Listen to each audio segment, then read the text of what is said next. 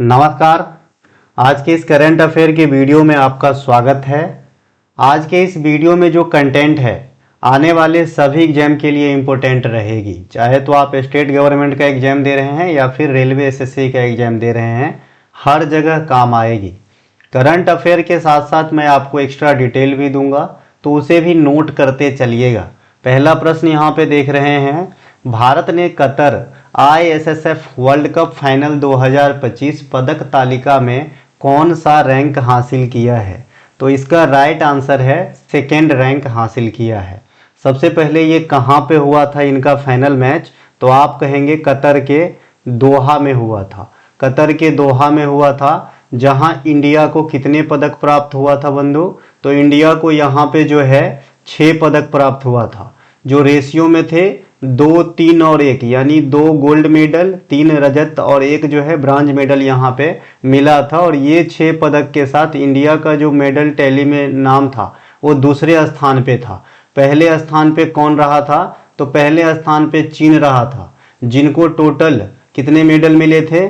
9 medal मिले थे, जिनमें 4 गोल्ड था। चीन के पास कितने? 4 गोल्ड, 2 रजत और 3 जो है यहाँ पे ब्रॉन्ज मेडल इन्हें मिला था, और पदक तालिका में पहले स्थान पे था। इंडिया सेकेंड स्थान पे था 6 पदकों के साथ। तो ध्यान रखेंगे, ISSF वर्ल्ड कप फाइनल 2025 में भारतीय रैंक 2 है। भारत को टोटल पदक की संख्या 6 है, जो 2+3+1 के रेशियो में है। थर्ड स्थान पे रहा था अमेरिका। नेक्स्ट प्रश्न देखते हैं। नेक्स्ट प्रश्न है, केंद्र सरकार ने उत्तर प्रदेश के किस पक्षी अभयारण्य को इको सेंसिटिव जोन घोषित किया है? जो उत्तर प्रदेश में एक पक्षी अभयारण्य है, इनको केंद्र सरकार ने इको सेंसिटिव जोन घोषित किया है। यहाँ पे राइट आंसर हो जाएगा आपका पार्वती अर्गा। कौन सा हो जाएगा?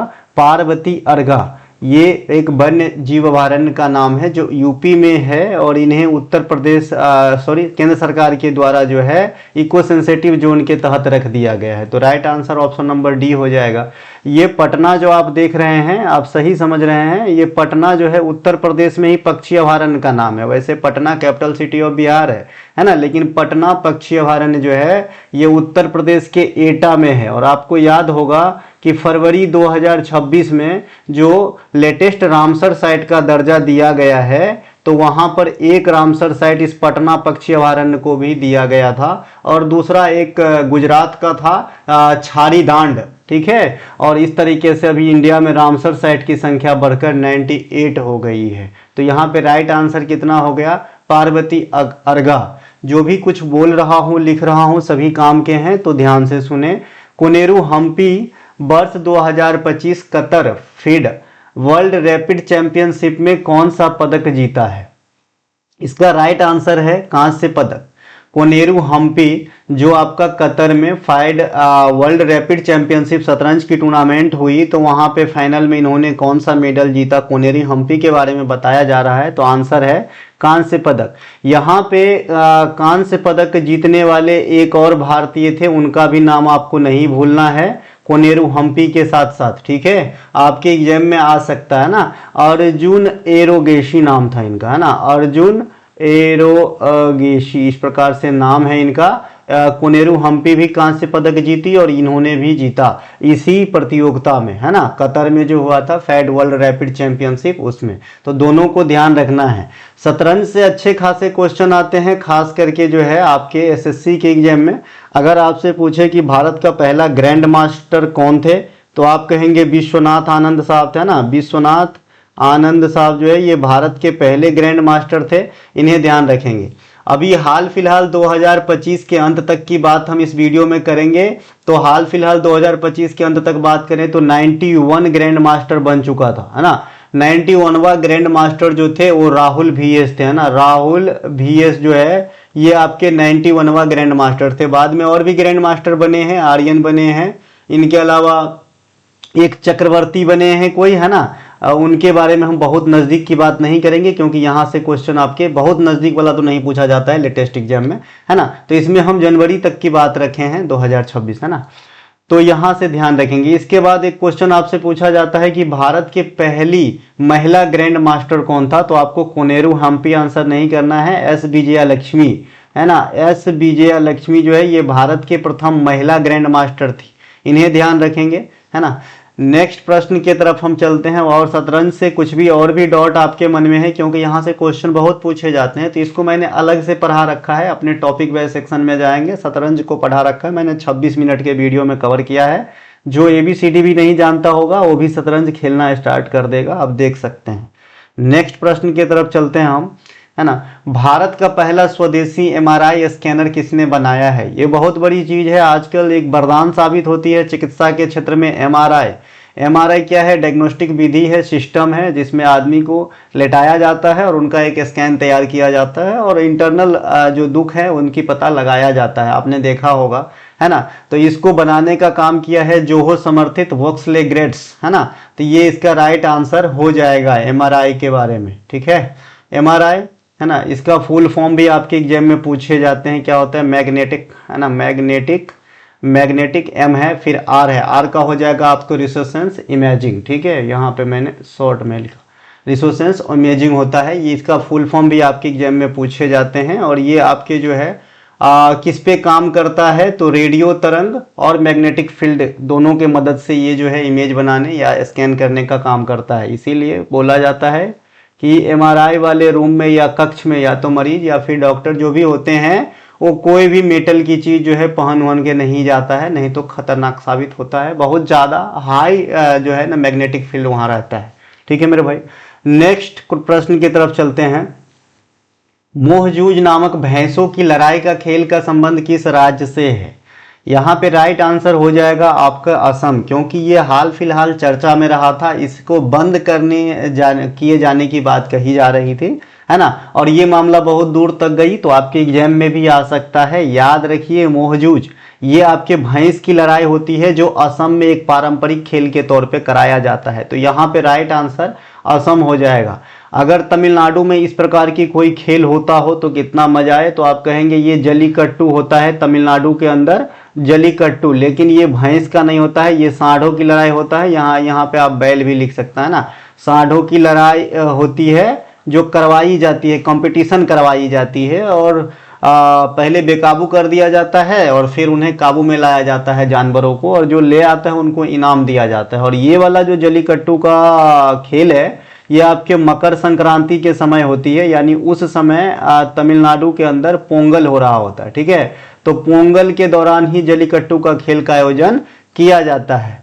कर्नाटक में आपने कंतारा मूवी देखा होगा, कंबाला उत्सव है कर्नाटक के अंदर, है ना। ये भी आपका खेल है, ये भी जो है एक प्रकार का भैंस का दौड़ है, भैंस का जो है दौड़ है कंबाला, और ये जो है कीचड़ में करवाए जाते हैं मानसून के बाद, ठीक है। तो इसे भी ध्यान रखेंगे। नेक्स्ट प्रश्न की तरफ चलते हैं हम। नेक्स्ट प्रश्न है हमारा 2026 से 2029 के लिए BWF एथलीट आयोग के अध्यक्ष कौन बनी है? BWF बोले तो क्या होता है? जैसे फीफा वगैरह होता है भाई फुटबॉल में, वैसे ही BWF है बैडमिंटन वर्ल्ड फेडरेशन, बैडमिंटन के क्षेत्र में है। तो इनके एथलीट आयोग के जो चेयरपर्सन बनी है, अध्यक्ष बनी है, ये भारत के PV सिंधु जी बनी है। इन्हें ध्यान रखेंगे, PV सिंधु। राइट आंसर क्या होगा? PV सिंधु। अगर आपसे कोई पूछे कि भाई ये जो BWF है इनका हेड क्वार्टर कहाँ पे है, तो ये है मलेशिया के अंदर। कहाँ पे है? मलेशिया के अंदर है। इन्हें ध्यान रखेंगे, ठीक है भाई। इसके अलावा भारत में ये जो PT उषा आप देख रहे हैं, PT उषा अभी 1-1.5 साल पहले चर्चा में आई। IOC इंडियन ओलंपिक कमेटी में पहली महिला अध्यक्ष के तौर पे सेलेक्ट हुई थी, इन्हें ध्यान रखेंगे। इनके अलावा साइना नेहवाल के नाम अलग अलग रिकॉर्ड है, हरप्रीत सिंह के नाम भी अलग अलग रिकॉर्ड है। इस तरीके की कोई संस्था का हेड बनने का रिकॉर्ड नहीं है। हम चलते हैं नेक्स्ट क्वेश्चन की तरफ। इससे पहले एक जो आपका PV सिंधु के बारे में थोड़ा सा और डाटा। PV सिंधु किसी 2 लगातार ओलंपिक में पदक जीतने वाली पहली भारतीय महिला हैं। इन्होंने 2016 जो ग्रीष्मकालीन रियो में हुआ था ओलंपिक, और फिर 2020 वाला 2021 जो आपके टोक्यो के अंदर कराया गया था, इन दोनों ही ओलंपिक में पहली बार 16 में इन्होंने सिल्वर मेडल जीती, और फिर जो है 20 में जो 21 में हुआ था उनमें ब्रॉन्ज मेडल जीती। तो 2 लगातार ओलंपिक में पदक जीतने वाली पहली भारतीय महिला है पीवी सिंधु, इन्हें ध्यान रखेंगे। ठीक है, वैसे ओलंपिक में पदक जीतने वाली पहली भारतीय महिला कौन है, आप लोगों से आंसर डिमांड करूंगा, कई हजार बार बता चुका हूं। और ये कारनामा इन्होंने की थी 2000 ईस्वी में, और वो ओलंपिक हुआ था ऑस्ट्रेलिया के सिडनी में। इतना बता दिया है, नाम सिर्फ बता देंगे, नाम थोड़ा बड़ा है ना, तो शॉर्ट में भी लिखेंगे उनका नाम तो चल जाएगा। ठीक है मेरे भाई, अब हम चलते हैं आगे की तरफ। अगला जो हमारा प्रश्न है, अगला प्रश्न है कि नेशनल टाइगर कंजर्वेशन अथॉरिटी ने 30 वर्ष से अधिक के बाद किस राज्य को टाइगर स्टेट का दर्जा दिया है। यहाँ पे किया है लिख गया है, लेकिन आप पढ़ेंगे दिया है। ठीक है, तो इसका राइट आंसर हो जाएगा गुजरात। अब गुजरात को भी जो है नेशनल टाइगर कंजर्वेशन अथॉरिटी ने ऐसा मानते हैं कि ये भी टाइगर स्टेट के जो है खेमे में आ गया है, तो यहाँ पर राइट आंसर गुजरात होगा। टाइगर को लेके भी बहुत सारे क्वेश्चन आपके एग्जामिनर पूछते हैं। सबसे पहले ये नेशनल टाइगर कंजर्वेशन अथॉरिटी, ठीक है, इसकी स्थापना कब होती है, इसको शॉर्ट में लिखेंगे तो NTCA होगा, national tiger conservation authority. Hindi में अगर इसे पढ़ना चाहे तो क्या होगा भाई, राष्ट्रीय बाघ संरक्षण प्राधिकरण। ठीक है, इसकी स्थापना होती है 2005 ईस्वी के अंदर। इसका मेन उद्देश्य क्या है, लक्ष्य क्या है, मोटो क्या है, तो बाघ की तादाद संख्या बढ़ाना। अब संख्या कब बढ़ाएगा, जब संरक्षण हो पाएगा उनका, जब उन्हें प्रोटेक्ट कर पाएंगे। तो सिंपल सी बात है, मैंने संख्या बढ़ाने से ही सब कुछ बोल दिया, आपको समझ जाना है भाई। इनको प्रोटेक्शन देता है, संरक्षित करने का काम करता है, तभी तो संख्या बढ़ेगा। ठीक है, इसके अलावा भारत में बाघ स्टेट किसे कहा जाता है, तो बाघ स्टेट कहा जाता है MP को। MP को कहा जाता है क्योंकि यहाँ पे अन्य स्टेट के तुलना में सबसे ज्यादा बाघ पाया जाता है। एक आपसे पूछा जाता है प्रोजेक्ट टाइगर, है ना, प्रोजेक्ट टाइगर की शुरुआत कब हुई, तो आप कहेंगे 1973 में हुआ था प्रोजेक्ट टाइगर की शुरुआत। इसे भी आपको ध्यान रखना है। अगर आपसे पूछे कि भारत का पहला टाइगर रिजर्व कौन सा था, तो आप कहना है भारत का पहला tiger reserve Jim Corbett tiger reserve था। ठीक है भाई, और यहाँ से जिम कॉर्बेट से एक और क्वेश्चन है कि भाई जिम कॉर्बेट ही इंडिया का पहला नेशनल पार्क भी है ना, पहला राष्ट्रीय उद्यान भी है। इसकी शुरुआत हुई थी 1936 में, और पहले इसे हैली नेशनल पार्क के नाम से जाना जाता था। वर्तमान में जिम कॉर्बेट का नाम बदलकर रख दिया गया है ना, रामगंगा नेशनल पार्क। क्या रख दिया गया भाई, रामगंगा नेशनल पार्क। तो इसे भी ध्यान रखेंगे। इसके अलावा भी आपसे पूछा जाता है कि एशियाई शेर के लिए प्रसिद्ध है, उसके ऑप्शन में जिम कॉर्बेट भी होता है, ध्यान रखना। एशियाई शेर के लिए जो प्रसिद्ध है ये है गुजरात का गिर नेशनल पार्क जो है, ये एशियाई शेर के लिए प्रसिद्ध है। ठीक है, ऑप्शन में जिम कॉर्बेट भी रहेगा, गलती नहीं करना है। इसके अलावा रॉयल बंगाल टाइगर के लिए प्रसिद्ध है, तो आप कहेंगे सुंदरबन नेशनल पार्क, जो अपने आप में डेल्टा भी है। ठीक है भाई, तो इतनी सारी बात आपको यहां से ध्यान रखना है। नेक्स्ट क्वेश्चन की तरफ हम चलते हैं। किस राज्य ने पहली बार सैयद मुश्ताक अली ट्रॉफी का खिताब जीता है। सबसे पहले सैयद मुश्ताक अली ट्रॉफी किस फॉर्मेट के क्रिकेट हैं, तो आप कहेंगे ये T20 फॉर्मेट में खेले जाने वाली घरेलू श्रृंखला है या फिर सीरीज है, जिसका आयोजन BCCI के द्वारा करवाया जाता है। भाई BCCI की स्थापना भी बहुत पूछे जाते हैं, 1928 में हुआ था, और BCCI के पहले चेयरपर्सन R ग्रैंट गोवन रहे थे, है ना, ग्रैंट गोवन। तो इनको ध्यान रखना है। अभी कौन है अध्यक्ष, आप लोगों से कमेंट चाहूँगा, आंसर चाहूँगा। तो ये T20 फॉर्मेट के हैं, और जो सैयद मुश्ताक अली ट्रॉफी के करंट होल्डर है ये है आपका झारखंड। ठीक है, तभी तो ईशान किशन की एंट्री होती है भाई। झारखंड के जो कैप्टन है वो ईशान किशन है, और ईशान किशन यहाँ के बाद जो है पहुंच जाते हैं T20 वर्ल्ड कप में, और वहां पे जो है गर्दा छोड़ा देते हैं। ठीक है भाई, तो इसे ध्यान रखना। झारखंड है लेटेस्ट सैयद मुश्ताक अली ट्रॉफी, जो BCCI द्वारा T20 फॉर्मेट का खेल है, इनके विजेता झारखंड है, जो पहला बार हो रहा होता है झारखंड के लिए, और इनके कैप्टन हैं ईशान किशन जी। ठीक है भाई, इसे भी ध्यान आपको रखना है। इसके अलावा एक रणजी ट्रॉफी, ये काफ़ी पॉपुलर है और जितने भी बीसीसीआई की प्रतियोगिता है उनमें रणजी ट्रॉफी जो है ये सबसे अधिक महत्व के होंगे। ठीक है, रणजी ट्रॉफी की शुरुआत 1934 में हुई थी। ठीक है, और इनका नाम जो है महाराजा रंजीत सिंह के नाम पे रखा गया था, तो ये भी आपको ध्यान रखना है। रंजीत ऐसे ही लिखा जाता है शायद, वैसे रंजीत ये वाला है गांव घर का, लेकिन मैंने देखा है एक अच्छे पुस्तक में इनका जो रंजीत सिंह लिखने का स्टाइल था ऐसा ही था। ठीक है, इसलिए मैंने ऐसा लिखा है। तो यहाँ पे रणजी ट्रॉफी 1934 में शुरुआत हुआ था। अगर आपसे पूछे कि भाई रणजी ट्रॉफी जो है ये आपके किस फॉर्मेट का खेल है, तो ये फर्स्ट क्लास क्रिकेट है, टेस्ट के जैसा होता है। ठीक है, और जो करंट होल्डर है रणजी ट्रॉफी के विजेता है ये जम्मू एंड कश्मीर है, इन्हें ध्यान रखेंगे। तो यहाँ पे हमने आपको सैयद मुश्ताक अली और रणजी ट्रॉफी के बारे में बताने का काम किया है। दोनों ही इंपॉर्टेंट घरेलू श्रृंखला है, यहाँ से क्वेश्चन आपके एग्जाम में आते रहते हैं। ठीक है, नेक्स्ट प्रश्न की तरफ चलते हैं। 3 वर्षीय 2026-27 रोलिंग बजट तैयार करने वाले देश का पहला राज्य कौन है? 3 वर्ष के लिए इन्होंने रोलिंग बजट बनाया है।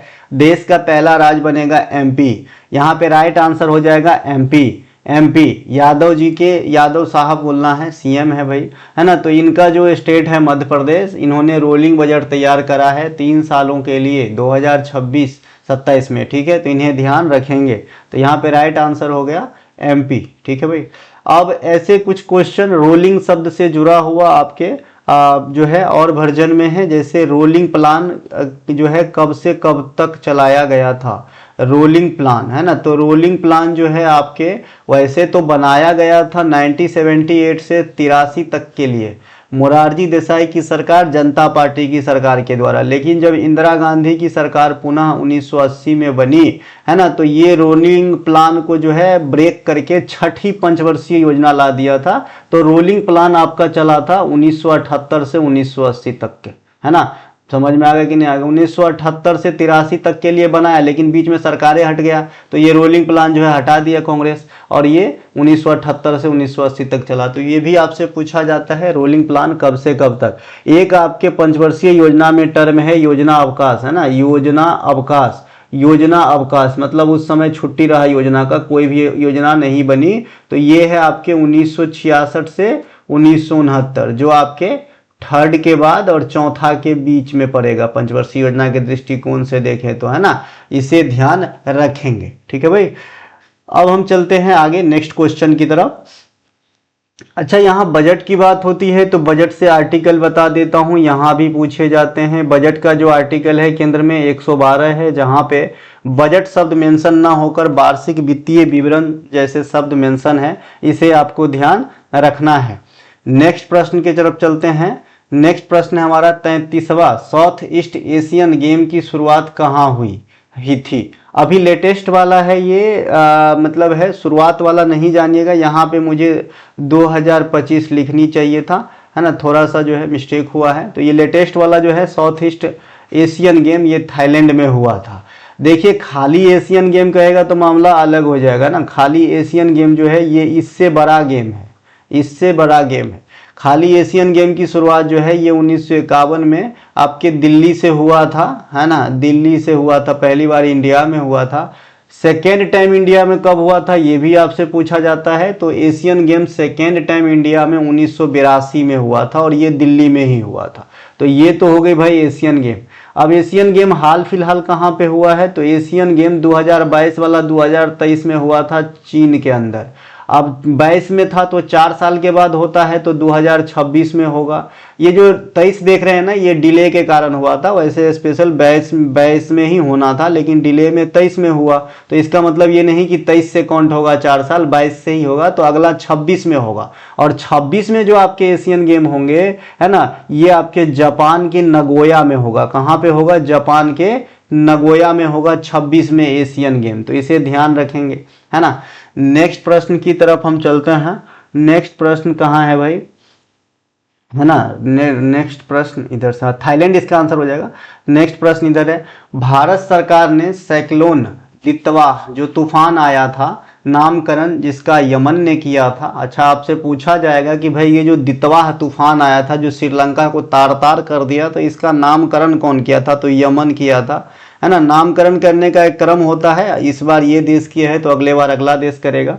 तो ये श्रीलंका में जो मदद पहुंचाए थे हम लोगों ने यानी इंडिया ने, तो उस ऑपरेशन का नाम क्या दिया गया था, उस मिशन का नाम क्या दिया गया था। तो दितवाह तूफान के चलते जो क्षति हुई उससे क्षतिपूर्ति के लिए जो हमने मानवीय सहायता किया उसका नाम दिया गया था ऑपरेशन सागर बंधु। क्या नाम दिया गया था, ऑपरेशन सागर बंधु। तो यहाँ पे राइट आंसर ऑपरेशन सागर बंधु कर लेंगे। देखिए जो ऑपरेशन ब्रह्मा है ये भारत का जो म्यांमार में मानवीय सहायता दिया गया था उसका नाम था ऑपरेशन ब्रह्मा, ठीक है। और श्रीलंका में जो हुआ था ये सागर बंधु है। ऑपरेशन सिंदूर के बारे में कुछ बताने की जरूरत है ही नहीं, और ऑपरेशन गंगा के बहुत पुराना हो गया है तो इतना पुराना नहीं पूछे जाएंगे, ठीक है भाई, इतना आपको ध्यान रखना है, ठीक है। नेक्स्ट प्रश्न की तरफ हम चलते हैं। नेक्स्ट प्रश्न है हमारा, नेक्स्ट प्रश्न है, एक सेकेंड भैया क्या हो गया थोड़ा सा, एक सेकेंड, कहाँ पे थे हम लोग, थोड़ा सा रुक जाइए, इतनी समझ में आता नहीं है भाई तो थोड़ा सा माफ़ी चाहूँगा। ये हमारा नेक्स्ट प्रश्न। नेक्स्ट प्रश्न है कि इंटरपोल का नया अध्यक्ष किसे नियुक्त किया गया है। इंटरपोल का नया अध्यक्ष जो नियुक्त किया गया है ये आपके हैं लुकास फिलिप। यहाँ पे राइट आंसर हो जाएंगे लुकास फिलिप। अब ये इंटरपोल क्या है, आप सभी को पता है कि ये जो है एक आपराधिक गतिविधियों को रोकने वाली इंटरनेशनल संस्थान है और इसका मुख्यालय कहाँ पे है, लियोन फ्रांस के अंदर है। तो इन्हें ध्यान रखेंगे, है ना, लियोन फ्रांस के अंदर है इंटरपोल का मुख्यालय। और हाल फिलहाल में लुकास फिलिप को जो है इनमें हेड नियुक्त किया गया है। नेक्स्ट क्वेश्चन की तरफ चलेंगे। नेक्स्ट क्वेश्चन है हमारा, वर्ष 2025 में मेजर ध्यानचंद पुरस्कार के लिए किसे नामांकित किया गया है। देखिए अभी 2026 चल रहा है, जब 2026 के दिसंबर समाप्त हो जाएगी तब हम 2026 के मेजर ध्यानचंद खेल रत्न पुरस्कार की बात करेंगे। अभी तो हम 2025 के मेजर ध्यानचंद पुरस्कार से ही पूरे साल एग्जाम देंगे, कोई दिक्कत नहीं है। तो पढ़िए, यहाँ पे राइट आंसर हो जाएगा हार्दिक सिंह। कौन हो जाएगा, हार्दिक सिंह हो जाएगा। आप जो ये मनु भाकर जी को देख रहे हैं, ये मनु भाकर जी को 2024 के लिए मेजर ध्यानचंद खेल रत्न अवार्ड दिया गया था। उन 4 आदमी में एक ये भी शामिल रही थी क्योंकि ये तड़के ही ग्रीष्मकालीन ओलंपिक में 2 पदक जीत कर आई थी और भारत सरकार ने इन्हें राष्ट्रीय खेल पुरस्कार के तहत मेजर ध्यानचंद दे दिए थे 2024 में। तो यहाँ पे राइट आंसर 25 के लिए हार्दिक सिंह जी हो जाएगा, ठीक है मेरे भाई। ध्यान रखना हार्दिक सिंह जो है हॉकी जो पुरुष टीम है ना उनके जो खिलाड़ी हैं, उप कैप्टन भी रहे हैं, है ना, तो इन्हें ध्यान रखेंगे, ठीक है। मेजर ध्यानचंद खेल रत्न पुरस्कार के बारे में थोड़ी सी फैक्ट आपको समझाता हूँ। देखिए मेजर ध्यानचंद खेल रत्न अवार्ड का जो पहले नाम था वो राजीव गांधी खेल रत्न पुरस्कार था। इसकी शुरुआत 1991-92 में हुआ था और पहला जो प्राइज है वो विश्वनाथ आनंद साहब को दिया गया था, है ना। विश्वनाथ आनंद साहब को जो है पहली बार मेजर ध्यानचंद खेल रत्न अवार्ड कहिए या राजीव गांधी खेल रत्न पुरस्कार कहिए, इन्हें दिया गया था। फिर 2021 में बीजेपी के सरकार ने इस मेजर जो राजीव गांधी खेल रत्न पुरस्कार है इसका नाम बदलकर आधुनिक नाम दिए मेजर ध्यानचंद खेल रत्न अवार्ड, ठीक है। और ये खेल के क्षेत्र में यानी खेलते हुए खिलाड़ी के लिए सबसे बड़ी अवार्ड है इंडिया में वर्तमान समय में, ये ध्यान रखना, ठीक है।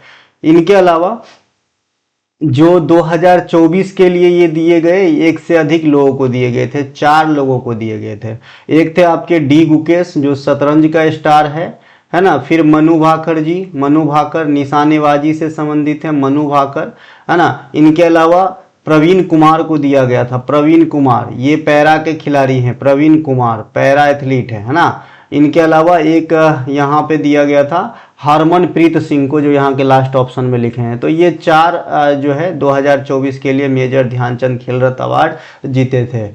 एक बात और आपको याद रखना है, एक बात आपको याद रखना है मेरे भाई कि एक ध्यानचंद लाइफ टाइम अचीवमेंट हुआ करता था 2025 से पहले, है ना, ध्यानचंद, है ना, लाइफ टाइम अचीवमेंट हुआ करता था। अब इसका नाम बदलकर जो है Arjun lifetime achievement award कर दिया गया है ना, लाइफ टाइम अचीवमेंट अवार्ड कर दिया गया है। तो ये भी ध्यान रखेंगे भाई, मेजर ध्यानचंद पूछा जा सकता है कि कब बदला गया, तो ये भी पूछा जा सकता है कि भाई Dhyan Chand lifetime achievement award का अब नया नाम क्या है, तो अब कहेंगे Arjun lifetime achievement award कर दिया गया है। ठीक है, नेक्स्ट क्वेश्चन की तरफ चलते हैं। अच्छा, एक अर्जुन पुरस्कार की शुरुआत कब हुई, ये भी आपसे पूछा जाता है ना। अर्जुन पुरस्कार की शुरुआत 1961 में हुआ था, और ये एक आदमी को तो मिलता नहीं है, ये 20-25 आदमी को मिल सकता है, तो यहाँ पे सभी को बताना संभव नहीं है।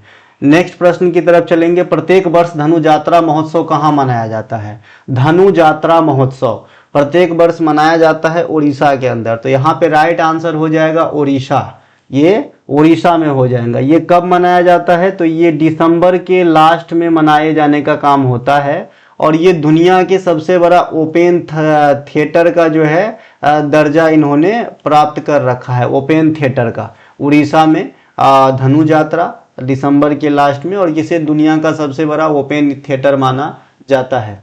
उड़ीसा के अंदर आएंगे तो और बहुत सारे त्यौहार है जो आपको याद रखना चाहिए। उड़ीसा में तो कई प्रकार के यात्रा ही होता है, जैसे रथ यात्रा, ये सबसे पॉपुलर है। इंडिया में कई जगह भगवान जगन्नाथ के सम्मान में रथ यात्रा निकाली जाती है, जैसे पूर्वोत्तर भारत में भी, छत्तीसगढ़ में भी, राजस्थान में भी, उड़ीसा में भी। लेकिन यहाँ पे जो है ना, ये सबसे ज़्यादा पॉपुलर यही है, जगन्नाथपुरी वाला रथ यात्रा। ठीक है, इनके अलावा राजा पर्व, ये काफ़ी जो है पॉपुलर है। राजा पर्व या पर्व उड़ीसा के अंदर। नौखाई फसल वाला त्यौहार है, ये भी उड़ीसा के अंदर होता है। नवकलेश्वर, नवकलेश्वर ये भी भगवान जगन्नाथ से संबंधित है ना। इनके अलावा उड़ीसा में आएंगे, उड़ीसा में कोणार्क नृत्य महोत्सव, कोणार्क नृत्य महोत्सव, ये तो कोणार्क से आप पकड़ लेंगे क्योंकि कोणार्क का सूर्य मंदिर वहाँ है, जिसे ब्लैक पैगोडा कहा जाता है। तो कोणार्क नृत्य महोत्सव भी आपके उड़ीसा के अंदर होता है। उड़ीसा के अंदर एक और होता है बाली यात्रा, बाली यात्रा भी आपके कहाँ पे होता है? उड़ीसा के अंदर होता है, इसे भी ध्यान रखेंगे। एक और होता है डोला पूर्णिमा, है ना, डोला पूर्णिमा, ये सब आपके कहाँ पे होगा? उड़ीसा के अंदर होगा। तो ये उड़ीसा के कुछ त्यौहार आपको ध्यान रखना है। तेलंगाना में यात्रा से मेल खाता हुआ मेदराम यात्रा होता है ना, मेदराम यात्रा मेला होता है ना। ये एशिया की सबसे बड़ी जनजातीय मेला है, इसे ध्यान रखेंगे। ठीक है, खाली यात्रा कहेगा तो यहाँ पे होता है, कहाँ पे? पश्चिम बंगाल में, तो इसे ध्यान रखना है। बिहार के सबसे पॉपुलर त्यौहार आपका छठ हो जाएगा, छठ। नेक्स्ट प्रश्न की तरफ चलते हैं। एशियाई युवा पारा गेम्स दुबई 2025 में भारतीय दल ने पदक तालिका में कौन सा स्थान हासिल किया है? तो यहाँ पे राइट आंसर होगा 8वां पोजीशन यहाँ पे हासिल किया है। ठीक है, इनके अलावा नेक्स्ट क्वेश्चन है हमारा, देश की बड़ी पनबिजली परियोजनाओं में से एक सुबनसिरी लोअर की पहली यूनिट का उद्घाटन कहाँ हुआ?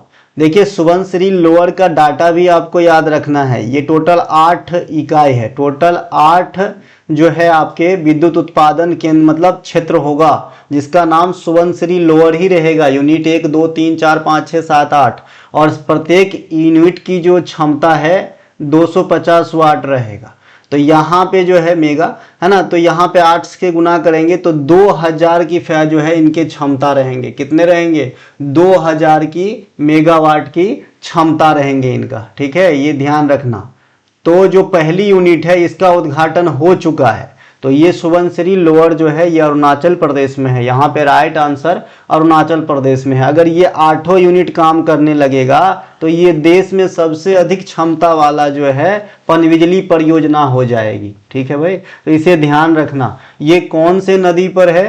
तो ये नाम से ही है, नाम से ही है, ये सुबनसिरी नदी पर है। सुबनसिरी नदी भी है ना, सुबनसिरी नदी भी है। और ये किसकी सहायक नदी है? तो ये ब्रह्मपुत्र की सबसे बड़ी सहायक नदी है।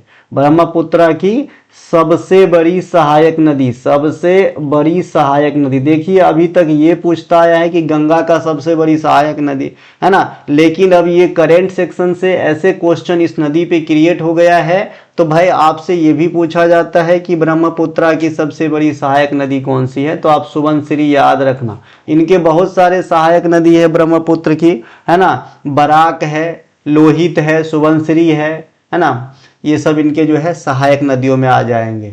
ब्रह्मपुत्र नदी को तिब्बत में किस नाम से जानते हैं? है ना, तो सांगपो, है ना, तिब्बत में जो है सांगपो के नाम से जानते हैं। इन्हें भी ध्यान रखेंगे। अरुणाचल प्रदेश में इसे किस नाम से जानते हैं, आप लोगों के लिए क्वेश्चन यहाँ पे छोड़ के जा रहा हूं। नेक्स्ट क्वेश्चन जो है हमारा, अटल दृष्टि नामक पुस्तक का विमोचन किसके द्वारा किया गया है। अटल दृष्टि, है ना, ये पुस्तक का विमोचन किए हैं उपराष्ट्रपति सीपी राधाकृष्णन साहब। तो यहाँ पे right answer option number B हो जाएगा।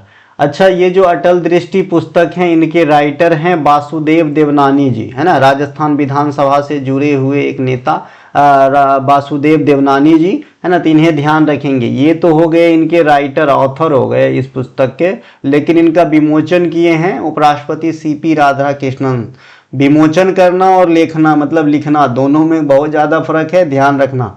देखिए, अटल बिहारी वाजपेयी साहब से एक आध क्वेश्चन आपके एग्जाम में आते हैं। सबसे पहले इनका जो बर्थडे है 25 दिसंबर, है ना, ये आपके देश में अपने मतलब हमारे देश में सुशासन दिवस के रूप में मनाया जाता है ना, सुशासन दिवस के रूप में मनाया जाता है 25 दिसंबर को। और सुशासन बाबू कहा जाता है नीतीश कुमार को। ठीक है मेरे भाई, अभी राज्यसभा जाने वाले हैं। इनके अलावा जो है अटल बिहारी वाजपेयी साहब के काल में जो स्वर्णिम चतुर्भुज है ना, स्वर्णिम चतुर्भुज, क्या हो जा रहा है, पेन को कहीं से कहीं लिखा जा रहा है। स्वर्णिम चतुर्भुज जो है ये आपके आया था, जो 4 महानगरों को जोड़ने वाली जो है सड़क नेटवर्क है, तो ये आपके अटल बिहारी वाजपेयी के काल में ही आया था। और इनकी टोटल जो लंबाई है, ये बहुत बार आपके एग्जाम में पूछे जाते हैं कि स्वर्णिम चतुर्भुज योजना के तहत टोटल लंबाई कितना है, तो 5846 किलोमीटर है। इन्हें ध्यान रखेंगे। स्वर्णिम चतुर्भुज योजना की शुरुआत 1999 में अटल बिहारी वाजपेयी के साथ में हुआ था, लेकिन इन्हें बनने में काफ़ी टाइम लगा था, 2010 के बाद बन के तैयार हुआ था। नेक्स्ट हमारा प्रश्न है, फीफा अरब कप 2025 का खिताब किसने जीता। इसमें मैंने ऑप्शन रखना ही भूल गया है, तो इसका राइट आंसर मोरक्को हो जाएगा, है ना। इसमें ऑप्शन रखना मैंने भूल गया है। ठीक है, अब हम नेक्स्ट क्वेश्चन की तरफ चलेंगे। SAP में कुछ में जो है मैंने ऑप्शन रखना ही भूल गया। हाँ चलो, हाल में ही SBI state bank of India के MD के रूप में किसे नियुक्त किया गया है। तो हाल में ही स्टेट बैंक ऑफ इंडिया के MD के रूप में जो नियुक्त किया गया है ये है भाई रवि रंजन साहब। यहाँ पे ऑप्शन नंबर 1 राइट आंसर हो जाएगा। इस तरीके की स्लाइड वर्जन में मैंने कभी पहले नहीं पढ़ाया है, इसीलिए थोड़ा यहाँ पे जो है दिक्कतें आज हो सकती है। 2-4-10 वीडियो बनाऊंगा, सब समझ में आ जाएगी, है ना। तो यहाँ पे रवि रंजन राइट आंसर हो जाएगा। SBI जो है भारत में सार्वजनिक क्षेत्र के सबसे बड़ी बैंक है, इन्हें भी ध्यान रखेंगे, है ना। और SBI की स्थापना जो है 1955 में बदला गया नाम है, जो 1921 में बने इंपीरियल बैंक का जो है बदला हुआ स्वरूप है आपका SBI बनते हैं आपके 1955 में, और 1921 में इंडिया के 3 बैंक को मिलाकर इंपीरियल बैंक बनाया गया था। Bank of Madras, bank of Kolkata और बैंक ऑफ बॉम्बे, इन तीनों को मिला के 1921 में इंपीरियल बैंक बना था। और फिर इंपीरियल बैंक 1955 में बन गए SBI, जो देश के सबसे बड़े बैंक है सार्वजनिक क्षेत्र के, प्राइवेट सेक्टर की बात मैं नहीं कर रहा। ठीक है, तो SBI के नया MD के रूप में रवि रंजन बने हैं, है ना। इनके अलावा जो SBI के अंदर जो चेयरमैन है, अध्यक्ष है, वो है चेल्ला श्रीनिवासन, तो इन्हें भी ध्यान रखेंगे। हम चलते हैं नेक्स्ट प्रश्न की तरफ। नेक्स्ट प्रश्न है हमारा, T20 वर्ल्ड कप 2026 में मैन ऑफ द टूर्नामेंट का खिताब किसने जीता है। ये क्वेश्चन काफ़ी नज़दीक के हैं, लेकिन ये पूरे साल में कभी भी आ सकता है। तो इसका राइट आंसर हो जाएगा भैया संजू सैमसन जी। संजू सैमसन काफ़ी संघर्षशील खिलाड़ी है, और यहाँ पे इनको जो है भरपूर फ़ायदा मिला है, और उनको जो चाहिए उतना दिया गया है। बहुत ज़्यादा संघर्ष किया है इन्होंने, इनकी थोड़ा सा पढ़ेंगे डिटेल में, तो है ना। तो यहाँ पे राइट आंसर संजू सैमसन हो जाएगा। जो फाइनल हुआ है T20 वर्ल्ड कप 2026 का, इसमें हमने न्यूजीलैंड को हराकर विनर बना है। ठीक है, अपना जो ये तमगा है ये 3rd टाइम है। पहली बार हमने T20 वर्ल्ड कप का विनर 2007 में MSD के कप्तानी में बने थे। ठीक है, फिर हमने 2024 में रोहित शर्मा के कप्तानी में बने, और फिर हम 2026 में SKY सूर्य कुमार यादव के कप्तानी में बने। तो अब तक का जो है हमारे पास 3 बार T20 वर्ल्ड कप खिताब जीतने का जो है रिकॉर्ड है, तो इसे भी ध्यान रखेंगे। ICC T20 वर्ल्ड कप की शुरुआत ही 2007 में हुई थी, पुरुष वाला, मेल वर्जन वाला, और आईसीसी T20 वाला जो है 2009 में महिला वर्जन वाला शुरुआत हुआ था। इसे ध्यान रखेंगे, है ना। महिला जो T20 का वर्ल्ड कप होता है ना, वो 2009 में शुरुआत हुआ था। तो ये भी कभी कभी पूछे जाते हैं, इसे भी आपको ध्यान रखना है ना। तो man of the series Sanju Samson ji हो जाएगा, रनर अप न्यूजीलैंड हो जाएगा, विजेता इंडिया हो जाएगा। वर्ष 2026 में 18वें ब्रिक्स शिखर सम्मेलन की अध्यक्षता किसे दिया गया है? 2026 में ब्रिक्स सम्मेलन की जो अध्यक्षता करेंगे वो इंडिया करेगा। ऑप्शन नंबर यहाँ पे राइट आंसर हो जाएगा, इंडिया करेगा। ब्रिक्स की जो स्थापना है, शुरुआत है, फॉर्मेशन कहिए, कुछ भी कहिए, है ना, तो ये जो ब्रिक्स से बना था 2009 में, फिर इसमें साउथ अफ्रीका जुड़ जाता है और ये बन जाता है ब्रिक्स, यानी लास्ट में एस, साउथ अफ्रीका 2010 में। फिर ब्रिक्स में सबसे लेटेस्ट जो सदस्यता मिला है, ये मिला है इंडोनेशिया को 2025 में। ठीक है, तो अगर आपसे पूछे कि भाई ब्रिक्स की सबसे नवीन सदस्य कौन है, तो आपको कहना है इंडोनेशिया है। ठीक है, इंडोनेशिया। ठीक है मेरे भाई, और भी कई सारे कंट्री है जो ब्रिक्स में एंट्री ले लिए हैं, लेकिन सबसे नवीन जो है इंडोनेशिया है।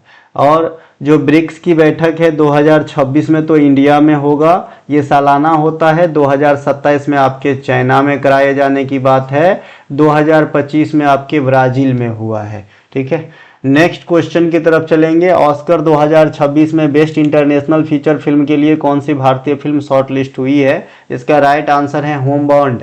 होमबाउंड जो है 2026 के लिए इंटरनेशनल कैटेगरी में ऑस्कर के लिए नॉमिनेट पाई थी, तो यहाँ पे right answer option number C हो जाएगा। अगर हम ऑस्कर 2025 की बात करें कि सबसे बेस्ट किस फिल्म को दिया गया ऑस्कर अवार्ड, तो एनोरा को दिया गया था। इन्हें ध्यान रखेंगे, एनोरा को जो है बेस्ट फिल्म का अवार्ड ऑस्कर दिया गया था 2025 के लिए, है ना। शान बेकर का पिक्चर है ये, है ना, शान बेकर। इनके अलावा भारत में जो सबसे पहले ऑस्कर जीती थी वो थी भानु अथैया कॉस्ट्यूम डिजाइन के लिए जीती थी, है ना। तो इन्हें भी ध्यान रखेंगे। ठीक है, ठीक है। इसके अलावा गुनगुन खांसी क्यों रोक रही है? तुम करो, कोई बात नहीं बेटा, चलता है उतना, है ना। चलो नेक्स्ट क्वेश्चन। इंडियन मिलिट्री अकादमी IMA के 93 साल के इतिहास में पास आउट होने वाली पहली महिला अधिकारी कौन बनी है? तो ये है साई जादव, नाम से स्पष्ट, ये महाराष्ट्र से बिलोंग करती है और ये जो है यहाँ से पास होकर के अधिकारी बनी है। आपके ऑप्शन नंबर 1 में जो है छेंजिम अंगमो, ये छेंजिम अंगमो जो है ये आपके हिमाचल प्रदेश की है और ये दृष्टिबाधित महिला है जो एवरेस्ट फतह करने में सफलता पाई है। ये फंगनोन कोन्याक है, ये नागालैंड की महिला, जो नागालैंड की प्रथम महिला राज्यसभा में सदस्यता ली। ठीक है, और ये रास सुंदरी देवी का नाम मैंने यहाँ पे रखा है ना। आमोर जीवन एक आत्मकथा है, आमोर जीवन, है ना, उनके लेखिका हैं कौन? ये रास सुंदरी देवी। और मैंने इनके बारे में बताया था कि ये पहली मौका था जब कोई महिला इंडिया में जो है ऑटोबायोग्राफी लिख रही होती है। ठीक है, नेक्स्ट क्वेश्चन के तरफ चलते हैं। VVG रामजी बिल में कितने दिनों की रोजगार की गारंटी दी गई है? ये जो मनरेगा का लेटेस्ट फॉर्मेट है, इनमें अब रोजगार की संख्या बढ़ाकर कितने दिन कर दी गई है? तो इसका राइट आंसर आपका हो जाएगा 125 दिन। कितना हो जाएगा? ऑप्शन नंबर सी, यहाँ पे 125 दिन हो जाएगा। जो नरेगा एक्ट आया था बंधु, वो कब आया था? तो 2005 में नरेगा एक्ट आया था। इसके तहत जो है नरेगा की फॉर्मेशन हुआ था 2006 में। ठीक है, फिर इस नरेगा का नाम बदलकर 2009 में महात्मा गांधी को जोड़ते हुए मनरेगा किया गया था। और ये मनरेगा जो है 100 दिन का रोजगार देता है ना। लेकिन ये वाली एक्ट आ जाने से इनमें जो है संशोधन करके इनका नाम अब VVG रामजी बिल हो गया, मतलब, है ना। और इसमें जो है 25 दिन की बढ़ोतरी कर दिया गया, मतलब, है ना, 100 का 125 दिन की रोजगार दिए जाने की बात कर दी गई। नेक्स्ट प्रश्न है हमारा, IPL 2026 के लिए सबसे महंगे खिलाड़ी कौन बने हैं? IPL 2026 के लिए सबसे महंगे खिलाड़ी अबरार अहमद नहीं जी, कैमरन ग्रीन है। कैमरन ग्रीन हो जाएगा यहाँ पे राइट आंसर। ठीक है भाई, ये जो है सबसे महंगे खिलाड़ी बने हैं IPL 2026 के लिए। कौन? आपका कैमरन ग्रीन। नेक्स्ट क्वेश्चन की तरफ चलेंगे। बाद बाकी आईपीएल से क्या ही बताऊं, आईपीएल से कुछ बचाने के लिए इतना है ही नहीं, है ना। 2026 का अभी हुआ नहीं है, 25 के आरसीबी विजेता है पंजाब को हरा के, ये सब आप जानते ही हैं। नेक्स्ट प्रश्न हमारा, भारत सरकार ने किस देश की यूनेस्को विश्व धरोहर स्थल पेट्रा और एलोरा गुफाओं के बीच समझौता किया है? तो इसका आंसर है जॉर्डन। जॉर्डन में जो है ये पेट्रा एक यूनेस्को धरोहर है। तो डायरेक्ट आपसे पूछा जा सकता है कि ये पेट्रा कहाँ है। ऐसे ही एग्जाम में चिंगारी नहीं उठती है जब तक कोई बात ना हो। तो यहाँ पे आप देख रहे हैं कि भारत का जो है एलोरा है और यहाँ का जो जॉर्डन का पेट्रा है, ये दोनों के बीच समझौता हुआ है। तो आपसे डायरेक्ट भी पूछा जा सकता है कि ये कहाँ पे है पेट्रा, तो आप कहेंगे जॉर्डन में है। और एलोरा कहाँ पे है, तो महाराष्ट्र में है, ये आप सबको पता होगा। देश के बाहर प्रेम विहार मंदिर कहाँ है, जो हाल में ही चर्चा में रहे थे। प्रेम विहार मंदिर, एक तो खाली प्रेम मंदिर है ना, और इंडिया में है, और ये प्रेम विहार मंदिर है, ये कहाँ पे रहेगा, देश के बाहर कंबोडिया में रहेगा। कहाँ पे रहेगा, कंबोडिया के अंदर रहेगा। तो right answer option number B हो रहा है, कंबोडिया हो रहा है। ठीक है, कंबोडिया में ही आपके अंकोर वाट मंदिर भी है। कंबोडिया में ही आपके अंकोर वाट मंदिर भी है। नेक्स्ट है हमारा, अच्छा मंदिर में आता है तो विदेशियों के मंदिर भी पूछे जाते हैं। एक मंदिर है कटास राज, जो आपके एग्जाम में कई बार आ चुके हैं। ये आपके कहाँ पे है, पाकिस्तान में है। श्रीलंका में आएंगे तो दाम्बुला का स्वर्ण मंदिर है, दाम्बुला गोल्डन टेम्पल, ये आपके कहाँ पे है, श्रीलंका के अंदर है। नेपाल में जो हिंदू मंदिर सबसे बड़ी और सबसे फेमस, ये पशुपतिनाथ की मंदिर है, तो इन्हें ध्यान रखेंगे। ठीक है, नेक्स्ट प्रश्न की तरफ चलते हैं। भारत के नए मुख्य सूचना आयुक्त किसे बनाया गया है?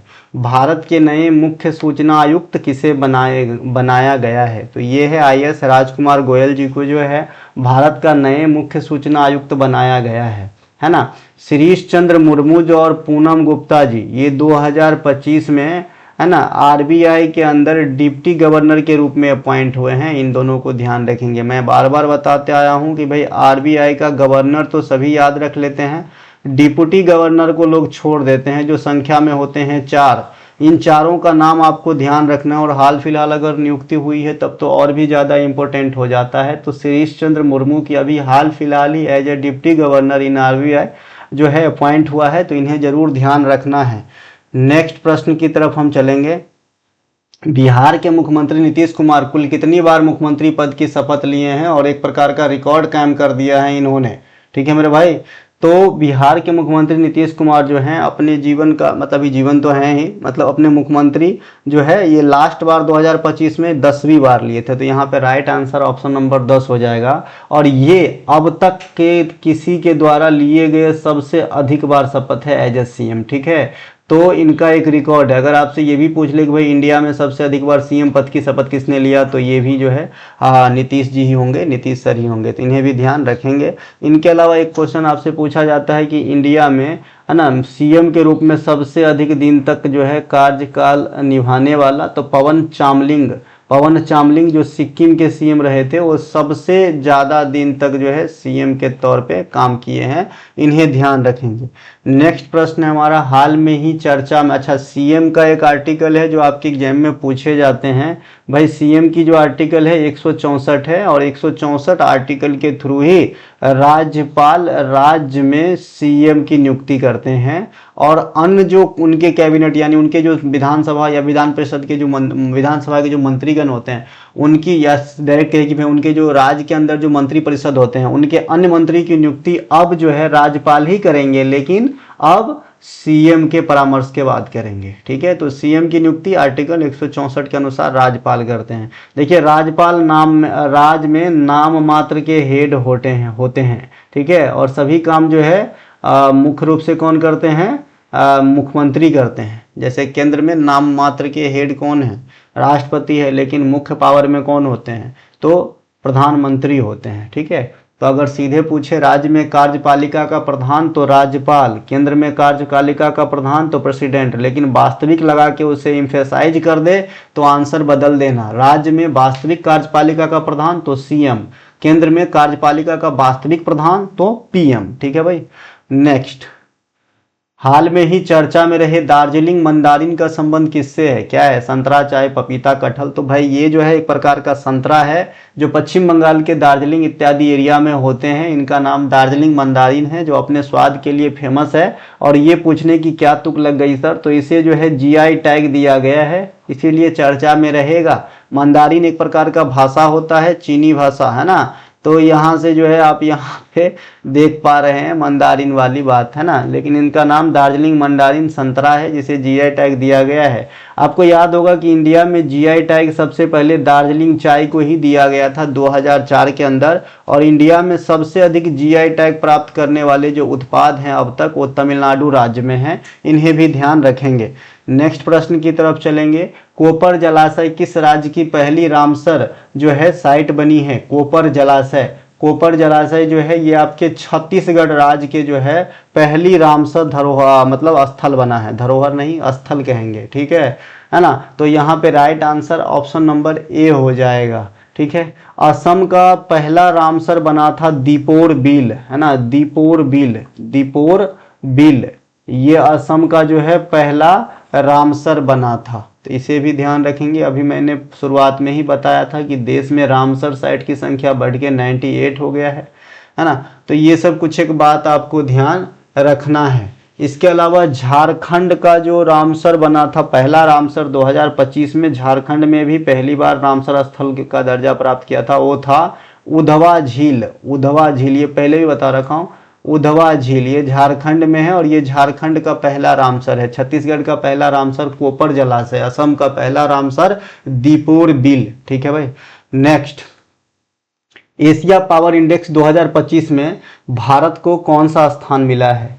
एशिया पावर इंडेक्स 2025 में भारत को तीसरा स्थान दिया गया है। ऑप्शन नंबर बी यहाँ पे राइट आंसर हो जाएगा, ऑप्शन नंबर बी यहाँ पे राइट आंसर हो जाएगा, है ना। इंडिया को जो है यहाँ पे 40% मार्क मिले हैं, यानी 100 में से जो है 40 मार्क गेन करते हुए तीसरा स्थान हासिल किया है एशिया पावर इंडेक्स 2025 के अंदर। नेक्स्ट प्रश्न है हमारा, हनुक्का महोत्सव का संबंध किस समुदाय से होती है? हनुक्का या हनुक्का, तो ये जो है ये आपके यहूदी समुदाय से होते हैं। यहाँ पे right answer option number C हो जाएगा। पारसी समुदाय का त्यौहार जो है ये आपके नवरोज होते हैं जो आपके इंडिया में बलबन ने शुरू किया था। और पतेती उत्सव भी पारसी ही त्यौहार है, तो ये दोनों पारसी धर्म का त्यौहार हो जाएगा। बौद्ध धर्म का त्यौहार आएंगे तो बुद्ध पूर्णिमा या बौद्ध पूर्णिमा, है ना। इनके अलावा बैसाख पोया भी होता है, बैसाख पोया ये जो है आपके, है ना। वैसे तो लोसार भी बौद्धों का ही त्यौहार है, लोसार, लोसांग ये सब भी बौद्ध धर्म को फॉलो करते हैं, उन्हीं का त्यौहार है, तो ये सब बौद्ध धर्म में रखेंगे। इसके अलावा हिंदू के जो त्यौहार हैं ये तो कहना ही नहीं है, यहाँ पे तो काफ़ी दिवाली, होली ये सब है ना। इनके अलावा जो हनुक्का है ये यहूदियों में, है ना, यहूदियों में प्रकाश का त्यौहार कहलाता है ना, प्रकाश का त्यौहार कहलाता है। जैसे हिंदू धर्म में प्रकाश का त्यौहार है ना, फेस्टिवल ऑफ लाइट दिवाली को कहते हैं, वैसे ही हनुक्का यहूदी समुदाय में एक प्रकार का त्यौहार होता है जिसे लाइट का फेस्टिवल कहा जाता है, ठीक है। इस्लाम धर्म में रमजान है, ईद है, अभी रमजान का महीना भी चल रहा है। नेक्स्ट प्रश्न हमारा, रिजर्व बैंक ऑफ इंडिया ने वित्तीय वर्ष 25-26 के लिए जीडीपी ग्रंथ लिखा गया। अरे भाई यहाँ ग्रंथ नहीं ग्रोथ, है ना, ग्रोथ लिखना है, ग्रोथ का अनुमान कितना लगाया है? तो भाई reserve bank of India revised growth दिया था जीडीपी के अंदर, जो सर्वमान्य होगा आपके एग्जाम में, क्योंकि इन सब का जो है मन बदलता रहता है सिचुएशन को देखते हुए। तो ये जो है 2025 के लास्ट में अंतिम तिमाही जो फाइनेंशियल ईयर 25-26 यानी 31 मार्च तक है आपका फाइनेंशियल ईयर 25-26, है ना, और उसके बाद 1 अप्रैल से 26-27 से स्टार्ट हो जाएगा। तो लास्ट में जो रिवाइज्ड वाला ग्रोथ अनुमान लगाया आरबीआई ये है आपके 7.3%, ठीक है, इसे ध्यान रखेंगे। आरबीआई की स्थापना आप सभी को याद है 1935 में, राष्ट्रीयकरण हुआ था 1949 में, और 1937 में जो है इन्होंने अस्थाई जो ऑफिस इन्होंने खोला वो कलकत्ता से मुंबई को ट्रांसफ़र किया था। कौन?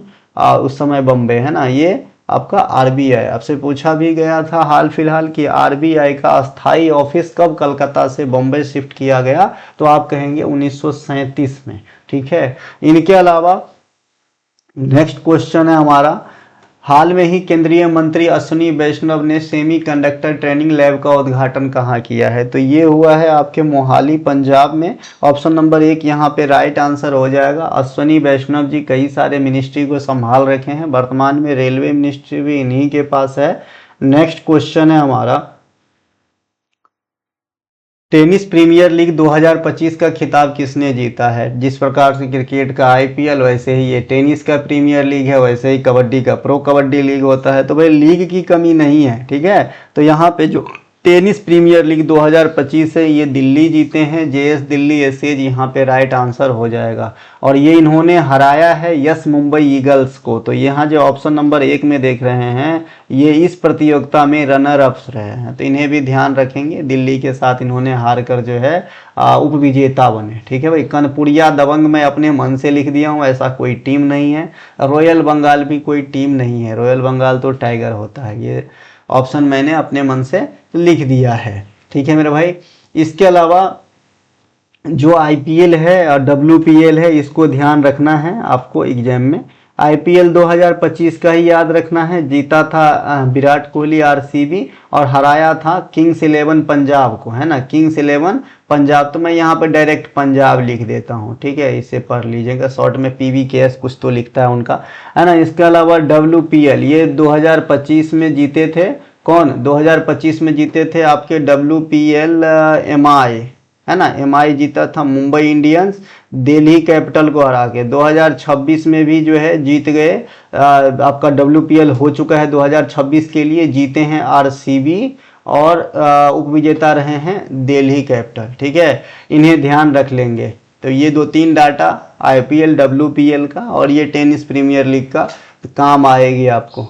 नेक्स्ट क्वेश्चन है हमारा, भारत के किस राज्य को अदरक की राजधानी का खिताब दिया गया? अब सरकार ने अदरक की पैदावार और किसानों को प्रोत्साहन हेतु मिजोरम को जो है यहाँ पे अदरक की राजधानी जैसा टाइटल दे दिए हैं। तो यहाँ पे right answer option number B हो जाएगा, ठीक है। बिहार में मुजफ्फरपुर है, उन्हें लीची का राजधानी कहा जाता है, क्योंकि आपको पता होगा कि अकेला बिहार या खासकर मुजफ्फरपुर 35% से अधिक लीची का उत्पादन करता है, जो ओवरऑल इंडिया में होती है ना। फिर भी पता नहीं हम लोग ग्रोथ क्यों नहीं हो रहा है।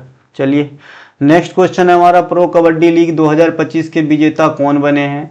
प्रो कबड्डी लीग 2025 के विजेता बने हैं दबंग दिल्ली केसी। कौन बने हैं? दबंग दिल्ली केसी। किसको हरा के बने हैं? तो ये हराए हैं भैया पुनेरी पल्टन को। किसको हराए हैं? पुनेरू पल्टन को हराया है। ऑप्शन नंबर ए में जो है इन्हें ये रनर अप रहा है इस बार का 2025 टाइटल के लिए, ठीक है। ये रहा है रनर अप और ये रहा है आपके विनर। और प्रो कबड्डी लीग की शुरुआत कब हुई रही? तो ये 2014 में हुआ था। नेक्स्ट प्रश्न है हमारा, Kashmir in the line of fire के लेखक कौन है? तो Kashmir in the line of fire के लेखक हैं सोनम वांगचुक नहीं है, मेजर सोमनाथ, रंजन महाजन है। ऑप्शन नंबर सी यहाँ पे राइट आंसर हो जाएगा, रंजन महाजन। ये जो सोनम वांगचुक आप देख रहे हैं इनको पता ही होगा आपको, ये पहले जो है इनको पकड़ा गया था, अभी बाद में इन्हें बरी कर दिया गया आज या कल में, सोनम वांगचुक, ठीक है। नेक्स्ट प्रश्न है हमारा, इंडियन टूरिज्म डाटा कॉम्पेडियम 2025 के अनुसार विदेशी टूरिस्ट को अट्रैक्ट करने में देश का पहला राज्य कौन है? जो सबसे ज़्यादा विदेशी टूरिज्म को जो है अट्रैक्ट किया है, लुभाया है, ये है पहले स्थान पे महाराष्ट्र। महाराष्ट्र में सबसे ज़्यादा 2025 तक जो है विदेशी टूरिस्ट आए हैं। तो यहाँ पे राइट आंसर महाराष्ट्र हो जाएगा। वहीं पे अगर नेटिव की बात करें, है ना, यहाँ पे जो है हम अपने देसी टूरिज्म की बात करें तो सबसे ज़्यादा देश के लोग उत्तर प्रदेश भ्रमण करने को गए हैं, ठीक है। तो ये एक बहुत बड़ी उपलब्धि है उत्तर प्रदेश के लिए कि भाई उत्तर प्रदेश जो है देसी टूरिज्म में पहला स्थान पे है, विदेशी में पहला स्थान पे है महाराष्ट्र, ठीक है मेरे भाई, इसे ध्यान रखेंगे। नेक्स्ट है हमारा, राष्ट्रीय ऊर्जा संरक्षण पुरस्कार 2025 में प्रथम ग्रुप में पहला पुरस्कार किसे मिला है? तो राष्ट्रीय ऊर्जा संरक्षण पुरस्कार प्रथम ग्रुप में पहला पुरस्कार जो है ये कर्नाटक राज्य को दिया गया है। किसे दिया गया है? इसे दिया गया है कर्नाटक राज्य को, इसे ध्यान रखेंगे। नेक्स्ट प्रश्न है, लिख लिया क्या गुम? लिख लिए, ठीक। तो ये हो जाएगा आपका गुजरात, सॉरी कर्नाटक, है ना। नेक्स्ट प्रश्न हम देखेंगे, हाल में ही किस पेमेंट्स बैंक को रिजर्व बैंक ऑफ इंडिया ने स्मॉल फाइनेंस बैंक में बदलने हेतु मंजूरी दी है? तो ये है आपका जो आपका पेमेंट्स बैंक था पहले, अब इसे MFI बना देगा, स्मॉल फाइनेंस बैंक बना देगा। तो ये है आपका फिनो पेमेंट्स बैंक है, ठीक है। तो यहाँ पे राइट आंसर ऑप्शन नंबर 1 हो जाएगा। अगर आपसे कोई पूछे कि भाई इंडिया में पहला पेमेंट्स बैंक कौन सा था, तो पहला पेमेंट्स बैंक जो है एयरटेल पेमेंट बैंक था इंडिया में, पहला पेमेंट्स बैंक। मतलब जनरल बैंक और पेमेंट्स बैंक में थोड़ा सा डिफरेंस होता है, मैं कई बार बता चुका हूँ, है ना। इनके अलावा सेवा बैंक, बंधन बैंक, ये सब अलग अलग चीज़ है। नेक्स्ट है हमारा, अच्छा जितने भी हमारे स्मॉल फाइनेंस बैंक होता है उनको रेगुलेट करने वाली जो बॉडी होती है इंडिया में, उनका हेड जो है RBI ही होता है, इसे ध्यान रखना। नेक्स्ट हमारा, चराई चुग फेस्टिवल का आयोजन भारत के किस राज्य में किया जाता है। चराई चुग फेस्टिवल ये आयोजन होता है असम के अंदर, है ना। और इसी के नाम से मिलता जुलता एक फेस्टिवल है चचिन चराई, है ना। एक है चचिन, रचिन वाला चचिन, रचिन रविंद्र है ना, वैसे ही चचिन चराई महोत्सव ये आपके होते हैं अरुणाचल प्रदेश में, है ना। तो कंफ्यूज नहीं होना है, ये है असम में चराई चुग फेस्टिवल, और चचिन चराई होता है अरुणाचल प्रदेश में। त्रिपुरा में जो बहुत फेमस है ये है खर्ची पूजा, है ना, खर्ची पूजा। सिक्किम में लोसांग बहुत जो है फेमस है सिक्किम में, इसे सागा दावा भी है, वैसे लोसांग भी है। इनके अलावा भारत का पहला कोरल रीफ रिसर्च सेंटर का आयोजन कहाँ किया गया है। कोरल रीफ पटना में होगा क्या, पटना समुद्र के किनारे है, कोरल वाला क्षेत्र में है, तो यहाँ होना ही नहीं चाहिए, तो ये तो फालतू ऑप्शन है। लक्षद्वीप में हो सकता है, गुजरात में भी हो सकता है, अंडमान निकोबार में हो सकता है, तो यहाँ पे right answer option number D है, अंडमान निकोबार है। देखिए अंडमान निकोबार में कई सैकड़ा द्वीप है, लेकिन हर द्वीप पे जनजाति निवास या फिर लोग निवास नहीं करता है। अंडमान निकोबार की सबसे बड़े द्वीप की बात करेंगे तो इनका नाम है मध्य अंडमान, मध्य अंडमान जो है according to area Andaman Nicobar संघ में सबसे बड़ा द्वीप है, इन्हें ध्यान रखेंगे। इसके अलावा लक्षद्वीप में भी कई सारे द्वीप है, लेकिन वहां भी सभी द्वीप पे लोग निवास नहीं करते हैं। यहाँ से भी पूछा जाता है कि भाई लक्षद्वीप का सबसे बड़ा द्वीप कौन सा है, तो एंड्रोट है, जो लगभग 4.25 किलोमीटर का है, ठीक है। तो ये ध्यान रखेंगे। नेक्स्ट क्वेश्चन है हमारा, women peace and security index 2025-26 में भारत को कौन सा रैंक दिया गया है। जो women peace and security index 2025-26 है, इनमें भारत को जो है 131वां स्थान दिया गया है। टोटल कितने देशों में, 181 देशों में। पहले स्थान पे कौन रहा है, तो डेनमार्क रहा है। और ये जो प्रकाशित किया जाता है यह रिपोर्ट, वो जॉर्ज टाउन यूनिवर्सिटी के द्वारा किया जाता है। JT university, George town university के द्वारा यह रिपोर्ट प्रकाशित किया जाता है। टोटल 181 देशों को शामिल किया गया, जिसमें भारत को 131वां स्थान मिला। पहला स्थान पे कौन रहा, ऑलवेज जो पहले स्थान पे हर चीज में रहते हैं, डेनमार्क, लग्जमबर्ग, ये सब जो है पहले स्थान पे। नॉर्वे, ये सब हर चीज में लगभग पहले ही स्थान पे रहते हैं, मतलब जो भी अच्छा वाला चीज है। भारत ने वर्ष 2025 जूनियर पुरुष हॉकी विश्व कप में कौन सा पदक जीता है, तो भारत ने वर्ष 2025 जूनियर हॉकी विश्व कप में अर्जेंटीना को हरा के कांस्य पदक जीते हैं, यानी 3rd रैंक लाया है। ऑप्शन नंबर ए यहाँ पे राइट आंसर हो जाएगा, ठीक है मेरे भाई, ऑप्शन ए यहाँ पे राइट आंसर हो जाएगा। नेक्स्ट क्वेश्चन है, भारत और मालदीव के बीच संयुक्त सैन्य अभ्यास इकोवेरिन का 14वां संस्करण का आयोजन कहाँ किया गया, केरल में। यहाँ पे ऑप्शन दिया ही नहीं, तो मैं आगे आपको क्या बताऊं। यहाँ से कई प्रकार के क्वेश्चन पूछे जा सकते हैं। इकोवेरिन किसके किसके बीच होते हैं, तो भारत और मालदीव के बीच होता है। मालदीव एशियाई कंट्री में सबसे छोटू कंट्री है ना। इसके अलावा ये जो आपका लेटेस्ट वाला इकोवेरिन अभ्यास हुआ है, ये कहाँ पे हुआ है, इंडिया के केरल में हुआ है, ठीक है। और 4 गो ऑप्शन रहना चाहिए था, तब मजा आ जाता थोड़ा। मैं बोला ना आज पहली बार स्लाइड से पढ़ा रहा हूँ, तो थोड़े एक आध क्वेश्चन में भूल गया हूँ।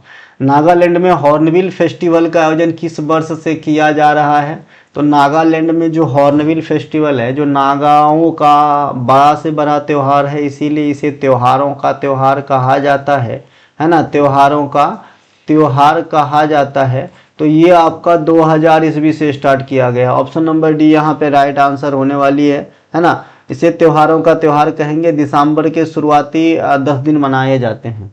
अगला क्वेश्चन है और इस वीडियो का यह लास्ट क्वेश्चन है। SIR विशेष गहन पुनरीक्षण के तहत 100% मतदाता सूचियों को डिजिटलीकरण करने वाला देश का पहला राज्य, तो ये बना है आपका राजस्थान।